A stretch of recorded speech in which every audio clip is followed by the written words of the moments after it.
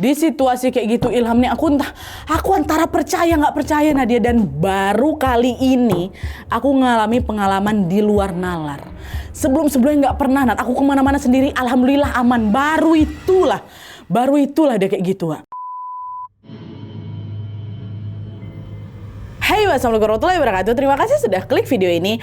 Wah, karena malam ini udah malam Jumat lagi, artinya inilah saatnya aku akan menemani kalian dengan membawakan satu kisah horor Wawa part 359. Masya Allah. Kebetulan masih dalam suasana libur lebaran nih ha. Pasti banyak di antara kalian yang mungkin lagi traveling sama keluarga, atau mungkin kalian pilih traveling sendirian, atau justru pilih di rumah aja. Mana tim di rumah? Ngacung dulu. Kisah yang akan aku ceritakan malam ini Wak berkaitan sama traveling, dimana kisah horor Wawa ini dialami sama Wawa waktu dia lagi traveling tahun 2016 lalu. Wawa kita ini memang suka traveling Wak, dan sudah mengunjungi banyak tempat juga. Tapi baru di kunjungan kali ini dia ngalamin berbagai kejadian mistis di luar nalar. Dan yang bikin makin aneh Wak, semua kejadian mistis ini Wawa alami hanya dalam waktu singkat kali. Penasaran sama kisah selengkapnya? Jadi tanpa berlama-lama kita langsung masuk aja ke ceritanya. Check it out.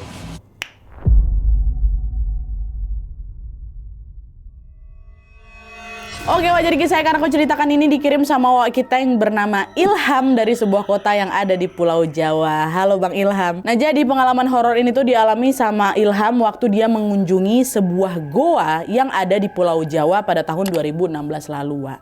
Jadi si Ilham ini adalah seorang solo traveler yang suka mengeksplorasi tempat-tempat wisata tersembunyi, baik itu di sekitar kotanya maupun juga di luar kotanya.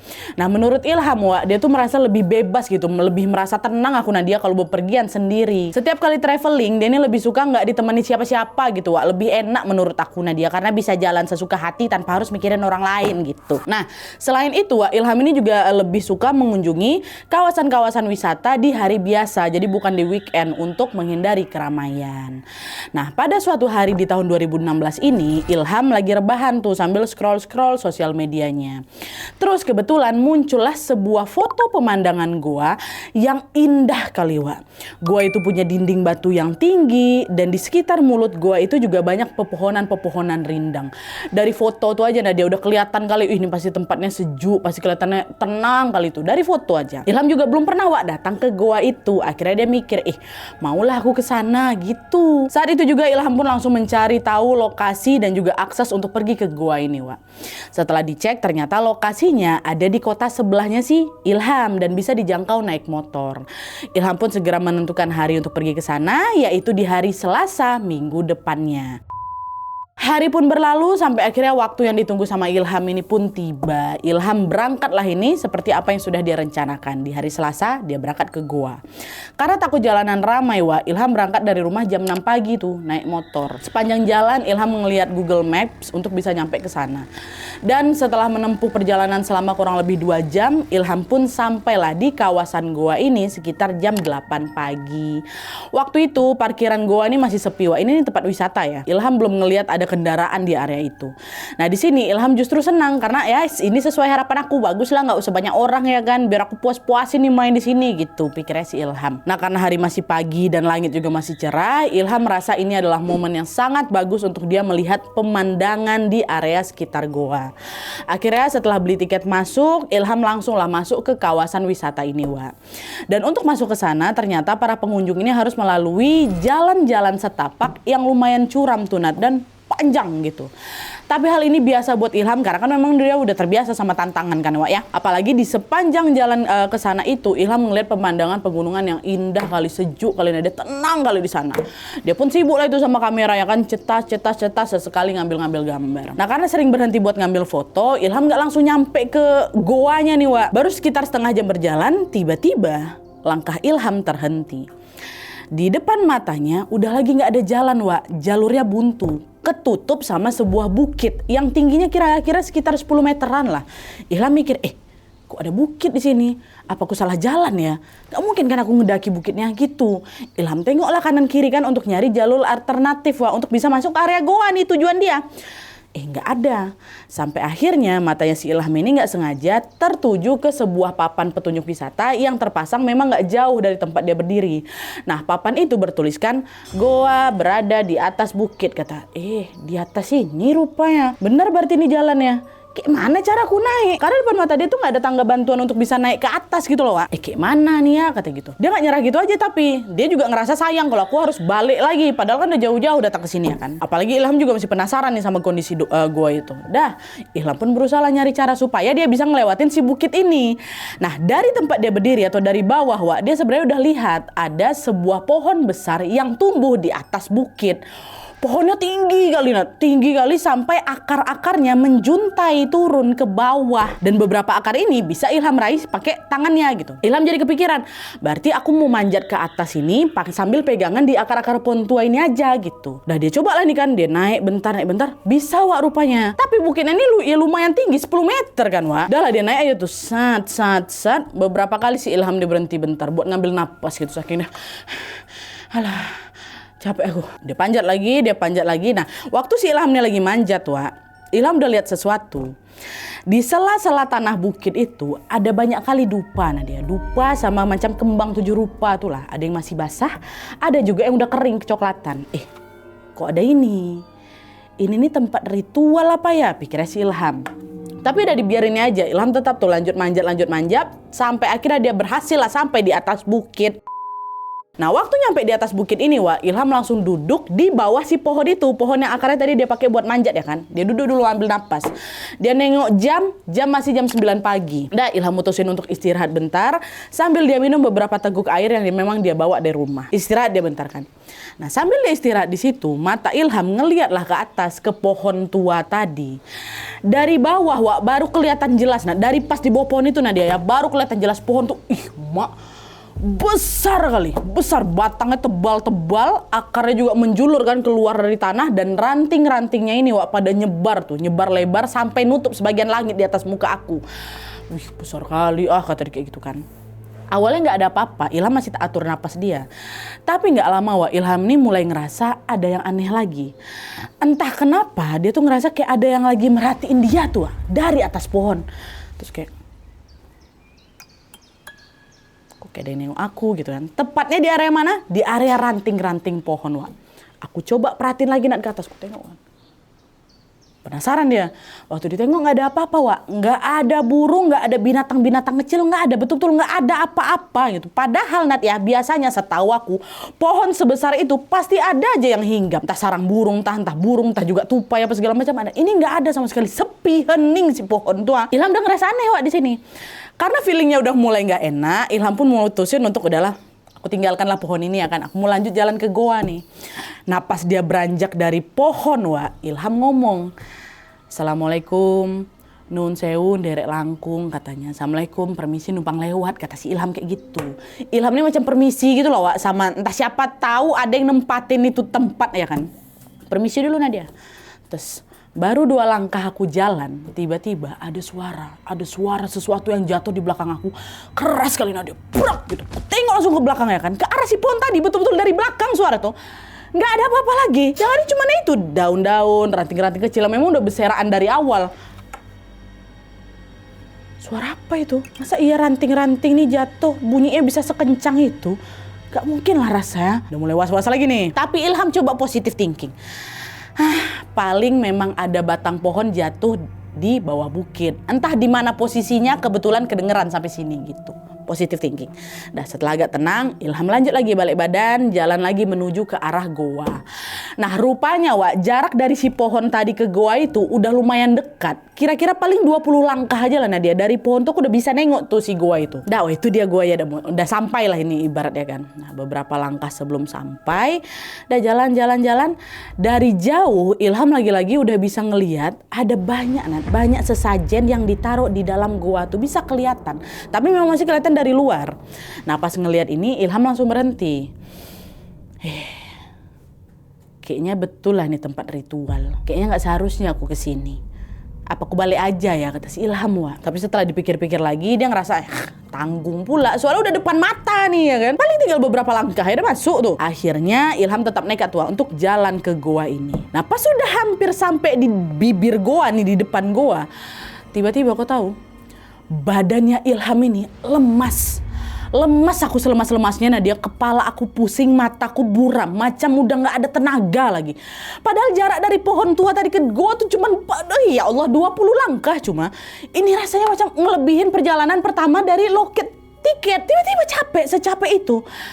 Cuman udah, aku tetap positive thinking. Mungkin karena tadi aku habis manjat, jadi badanku masih kaget. Atau mungkin ya udah, aku memang lagi datang capeknya sekarang aja gitu loh kan. Akhirnya karena udah sepempoyongan kayak gitu, dia udah nggak ngerasa kuat. Ilham langsung lepas lah ranselnya, dia taruhlah di bawah. Terus Ilham jongkok nih, bukan jongkok, duduk sambil dia nyender ke bebatuan besar yang ada di depan mulut gua tadi. Dia nggak masuk, Wak. Dia masih istirahat dulu lah gitu kan, ibaratnya di depan mulut gua. Mungkin karena kecapean kali, ketiduran si Ilham di situ, Wak. Tidur ya kan. Ini gua nih, tidur. Nah pas lagi tidur ini, tiba-tiba Ilham ngerasa ada yang nepuk-nepuk pundak aku. Ini waktu masih tidur nih. Gak langsung dibuka matanya. Gak lama, Ilham dengar ada suara laki-laki tua bilang, Tangi, Tangi, Tangi. 3 kali dia bilang, bangun, bangun, bangun katanya. Nah gak lama, kebangun aku memang, tapi masih setengah sadar, bukan langsung, gak kayak gitu. Kayak gitu. Aku coba buka mataku karena dia, tapi pandanganku masih samar-samar ya kan. Nah waktu aku buka mata ini, yang kulihat di depan aku ada sosok kaki.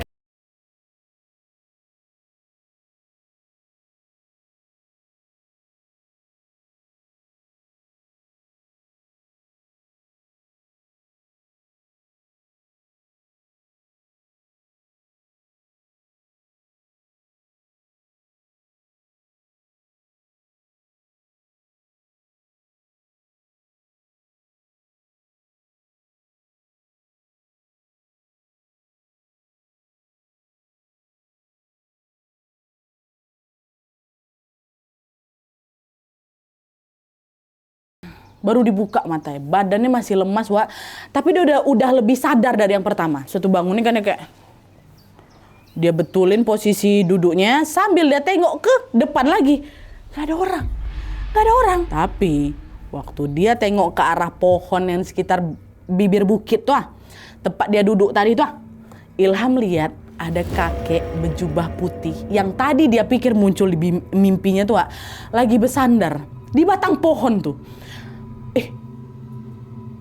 Kakek, betulan ada depan mataku. Berarti yang pertama tadi bukan mimpi itu. Di situlah aku baru tahu itu bukan mimpi. Orang kakek duduk dekat tempat aku duduk tadi. Di situ Ilham cuman diam. Dia sendiri juga bingung, Wak. Kok bisa kakek itu ada di situ gitu loh. Rasanya tadi dia baru nepuk aku tutup mata, aku buka lagi.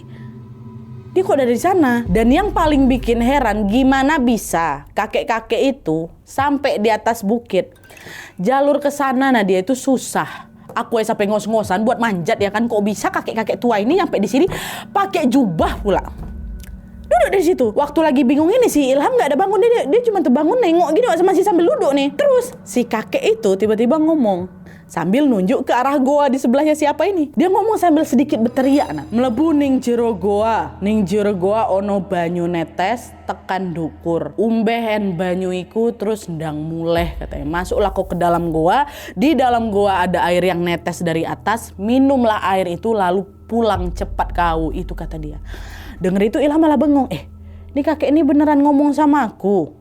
Aku tengok kiri kanan, memang gak ada orang dia. Berarti dia memang lagi ngomong sama aku ya kan. Ilham pun bingung harus ngerespon apa. Jadi dia cuma ngebatin, Wak, di dalam hati.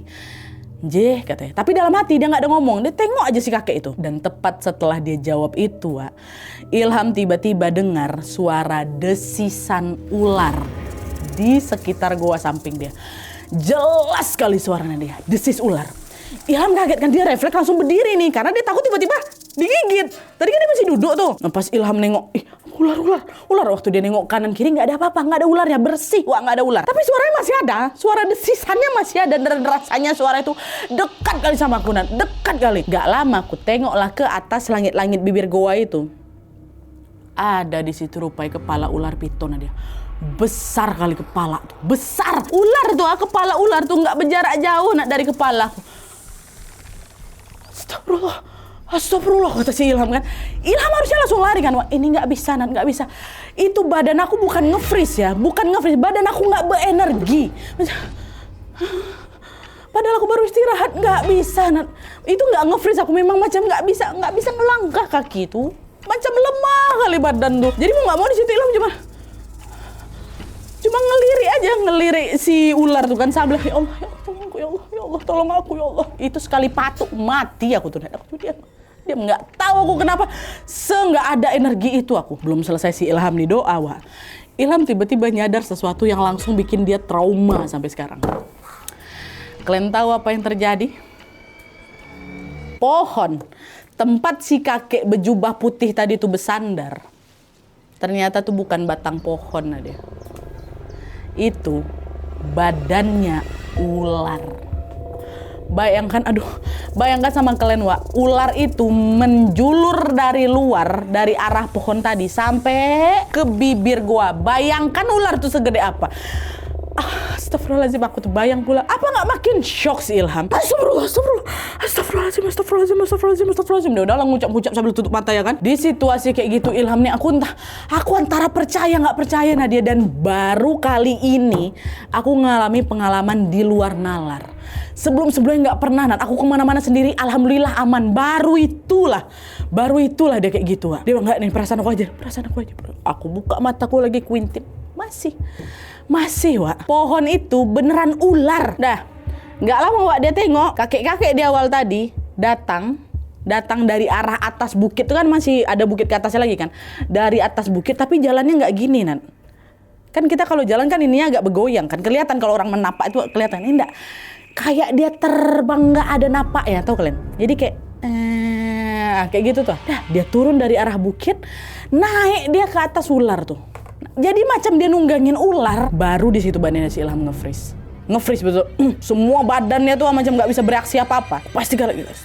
Tutup mata, aku buka lagi. Nggak hilang. Betulan nggak hilang, Wak. Kakek itu, Nat, nggak ngomong apa-apa lagi sama aku. Tadi tuh kakek itu lagi ngomong sesuatu sama aku ya kan. Ini nggak ada. Dia nggak ngomong apa-apa. Dia kelihatan ngebelakangin Ilham. Dan nggak lama si dua sosok ini bergerak dan menjauh turun ke bukit. Sampai akhirnya hilang dari pandangan Ilham. Seiring hilangnya dua sosok ini, baru badan Ilham mulai bisa digerakkan, Wak. Astagfirullahaladzim. Itu, dan aku antara takut, shock, trauma, tapi aku penasaran juga. Akhirnya dengan langkah gontai, Ilham maksain, Wak, untuk ngejar ke arah dua sosok yang hilang tadi. Aku berlari tuh, berlari sekuat tenaga aku kan. Waktu sampai di ujung bukit tuh, dia ngecek kondisi bawah, nggak ada apa-apa. Nggak ada. Bahkan kayak kalau ular tuh berjalan kan harusnya kayak daun-daun, rerumputan, ranting-ranting ada di bawahnya kan juga ikut keseret kan. Ini nggak ada. Bawah pun nggak ada apa-apa. Di satu sisi aku lega, Nadia, karena dua sosok tadi udah nggak kelihatan dan ngilang ya kan. Tapi di sisi lain awak masih tersiok sendiri. Karena sampai detik itu aku masih nggak ngerti sebenarnya apa yang baru aku tengok tadi. Dan itu kejadiannya cepet loh, Nat. Aku buka mata nengok kakek tuh ngomong kayak gitu. Aku dengar desisan ular. Nggak lama itulah berubah lah si pohon itu jadi ular. Mereka pergi. Dah, apa nih? Kenapa aku bisa kayak gitu? Tapi udah, setidaknya dia sudah hilang ya kan. Waktu si Ilham udah tahu situasi dah agak aman ini, Ilham yang masih shock, yang masih lemas, dia coba balik lagi ke duduk dia di depan gua, dia ambil ranselnya, Wak. Dia udah mau kabur waktu itu. Cuman waktu aku duduk tuh, Nat, aku mulai merenung sambil aku mikirin kejadian tadi. Nah, di situ aku teringat ucapan si kakek itu. Ilham mikir, ngapa tadi kakek itu nyuruh aku minum air dari goa itu? Apa karena kakek itu tahu kalau aku lagi kecapean terus aku disuruh minum? Atau jangan-jangan dia mau ngasih tahu sesuatu di dalam ini, ya kan? Penasaran aku, Nat. Penasaran, udah setakut itu aku, tapi aku masih penasaran. Aku cobalah bangun, masuklah aku ke dalam gua. Masih sempoyongan aku tuh jalan. Setelah masuk, si Ilham ini langsung cari, Wak, tetesan air yang dibilang sama si kakek itu tadi, yang dimaksud sama si kakek. Ternyata aku jalan-jalan ada, Nat. Di sana ada tetesan air yang netes dari langit-langit gua. Ilham mendekatlah ke sana sambil bilang, "Assalamualaikum, nun sewu. Kulo nyuwun toyo nipun geh," katanya. "Assalamualaikum, permisi, saya minta airnya ya," gitu. Ilham ngadahkan lah ini tangannya kan untuk nampung air yang netes tadi. Tes. Setelah udah tertampung beberapa, dia minumlah air tuh. Dia baca bismillahirrahmanirrahim. Diminum. Waktu aku minum nada, udah tuh sampai tetes terus. Itu jernih kali airnya, sampai terasa di kerongkongan aku saking sejuknya air itu. Badanku macam langsung tegak gitu lah, tegak bugar. Pandangan mataku yang tadi udah masih buram-buram, nggak ada tenaga itu, langsung jelas, langsung dapat energi lagi. Padahal tadi buat jalan aja udah nggak berdaya aku kanan, langsung dapat energi. Dah, kakek itu tahu nih berarti aku capek. Terserap energi aku entah dari mana. Dia tahu aku nggak berdaya, dia suruh aku minum air ini. Memang langsung bugar dia. Dah, setelah badan udah agak enak, nggak lama-lama aku di situ. Malah nggak aku foto-foto daerah situ nanti. Aku cabut, ya kan. Dia nurutin ucapan si kakek tadi, langsung dia balik pulang. Sebelum keluar dari goa, Ilham juga ucapin salam lagi, wa. Assalamualaikum, matur nuwun toyonipun ge, kulo pamit rumeyin katanya. Assalamualaikum, terima kasih ya airnya. Saya pamit balik dulu gitu. Nah, keluar jalan, turunlah aku ke bawah bukit tuh pakai akar-akar tadi ya kan, masih jalurnya masih sama. Nah pas turun ke bawah, wah Ilham ngerasa pasti dah sore hari ini ya kan. Pas Ilham sampai di pintu keluar, dia udah ada beberapa pengunjung yang datang tuh. Ya udah sore, udah kelamaan aku di dalam. Pas ngecek jam tangan, wah untuk mastiin ini estimasi dia balik enaknya jam berapa. Set, jam 10 pagi. 10 pagi, Wak. Artinya semua pengalaman horor yang dialami sama Ilham dari tadi itu cuma terjadi dalam waktu singkat, Wak. Tapi rasanya lama kali. Nggak ada 1 jam loh Ilham tuh ternyata di bukit tuh, Wak. Padahal Ilham ngerasa astagfirullahaladzim, Nadia. Itu belum hitung aku istirahat di pohon, aku tertidur 2 kali, aku tertidur, aku nengok si kakek itu juga rasanya lama kali, aku ngecek lagi ke si kakek itu, terus aku masuk ke goa, terus dari goa aku jalan, aku turun, jalan perjalanan itu aja tadi harusnya setengah jam kan. Ini dari yang tadi terakhir aku tengok jam 9, sekarang masih jam 10. Apa nih katanya? Masih positive thinking. Jam tangan aku lah mungkin yang rusak ya kan. Aku ambil HP, aku cek. Betul, masih jam 10 pagi. Jam HP kan nggak pernah error kan, Wak? Yang betul lah nih. Saking nggak percayanya, Ilham sampai pergi ke warung, ada warung bapak-bapak di situ kan. Dia tanya, Pak, jam berapa sekarang, Pak? Oh, ini masih jam 10 pagi, Mas. Mas mau naik ke goa ya? 10 pagi? Iya. Ngapa? Katanya. Saya baru turun loh, Pak, dari goa, katanya. Cepat kali, Mas. Kenapa? Nggak betah ya? Kata si bapak kayak gitu.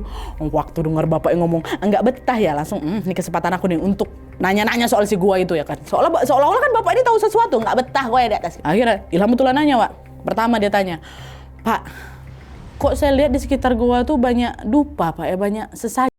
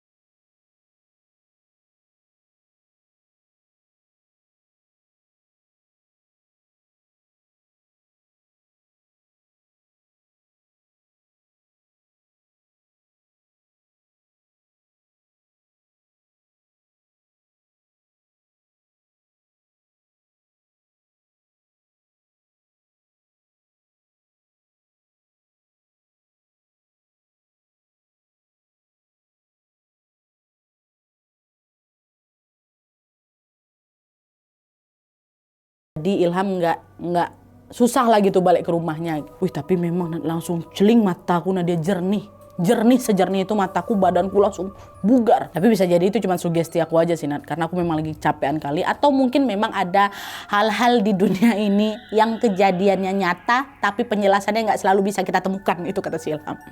Walaupun udah ngalamin berbagai kejadian mistis dalam waktu yang singkat tadi, alhamdulillahnya Ilham bisa sampai di rumah dengan selamat. Oke Wak, jadi itu tuh pengalaman horor yang dialami sama Ilham waktu dia sedang mengunjungi goa ini. Menurutku cerita ini cukup unik sih Wak, karena di banyak cerita horor biasanya kan orang yang datang ke suatu tempat lah, apalagi tempat kayak gini ya, justru diganggu atau diteror ya kan. Tapi yang dialami sama Ilham malah sedikit berbeda. Dia malah dibantu nggak sih Wak? Di tengah kondisi dia yang lemes dan hampir nggak berdaya ini, justru muncul sosok yang membangunkan dia dan memberikan dia petunjuk untuk minumlah air yang ada di dalam gua itu. Dan yang masih bikin si Ilham nih nggak habis pikir itu tadi, kejadiannya kurang dari 1 jam, udah dipotong sama jam perjalanan dia balik ke sana itu, balik ke pintu wisata. 30 menit lah itu berarti kurang lebih. Mungkin ini juga salah satu bukti slogan Anda segan, kami pun sopan. Iya kan Wak? Karena selama kita dengar cerita tadi, kita tahu kalau setiap Ilham ini mau beranjak dari suatu tempat atau pas dia ngambil air di gua tadi, dia kan selalu bilang salam dan ucapan terima kasih ya kan. Apa dia pergi assalamualaikum, dia masuk assalamualaikum, dia udah dikasih sesuatu makasih kayak gitu. Apalagi dari awal mengunjungi gua juga dia nggak ada niat macam-macam. Makanya mungkin ini juga kenapa sosok kakek tadi malah mau nolong Ilham yang lagi kecapean. Semoga kita juga bisa selalu mendapat perlindungan Allah Subhanahu wa taala dari hal-hal jahat juga Wak ya, dimanapun kita berada. Amin ya robbal alamin. Oke Wak, terima kasih Bang Ilham sudah sharing pengalamannya. Kalau kalian juga punya pengalaman pada saat lagi traveling sendirian atau waktu lagi sama teman-temannya, kalian mau berbagi ceritanya ke kami, langsung kirim aja ke kisahhororwawa@gmail.com ya. Oke, Wak, jadi sekian dulu videonya. Terima kasih banyak yang sudah menonton. Kalau kalian suka video ini, klik like-nya. Jangan lupa komen di bawah tidak ada dan saran-saran untuk selanjutnya. Jangan lupa nyalain notifikasi ya supaya kalian tahu kalau aku upload video baru. And as always, jangan lupa untuk klik tombol subscribe supaya kalian sama-sama tahu informasi menarik dan menegangkan dari channel aku. See you next video, Wak. Bye.